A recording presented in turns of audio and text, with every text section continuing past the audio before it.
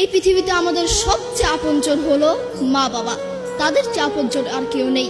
আমাদের উচিত তাদের সাথে সুন্দর আচরণ করা, তাদের সাথে সুন্দর ব্যবহার করা।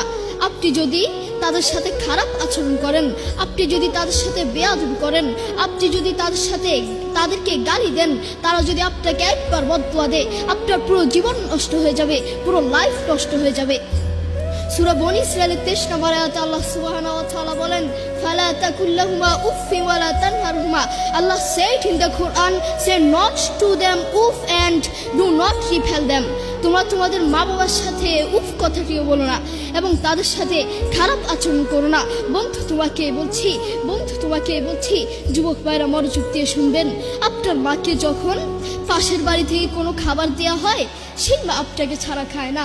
সেই মা বলে, এই খাবারটুকু যদি আমি খেয়ে ফেলি, এই খাবারটুকু যদি আমার পেটে চলে যায়, আমার আদরের সন্তানটা কি খাবে, আমার কলিজার টুকরো সন্তানটা কি খাবে? আপনার মা সারাদিন আপনাকে নিয়ে ভাবে। দুঃখের সাথে বলতে হয়, সেই মাকেই আপনি আপন মনে করেন না, সেই বাবাকেই আপনি আপন মনে করেন না। আপনি আপনার বন্ধুকে আপন মনে করেন, আপনি আপনার প্রতিবেশীকে আপন মনে করেন, আপনি আপনার শ্বশুর শাশুড়িকে আপন মনে করেন।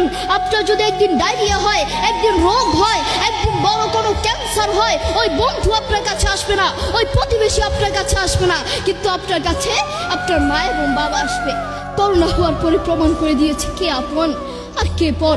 করোনা হওয়ার পরে বন্ধু বন্ধুর কাছে যায় নাই, করোনা হওয়ার পরে স্বামী স্ত্রীর কাছে যায় নাই, করোনা হওয়ার পরে একজন প্রতিবেশী আরেকজন প্রতিবেশীর কাছে যায় নাই।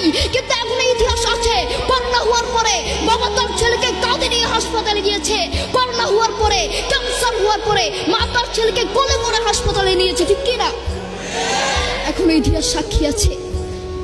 আপনার মা আপনার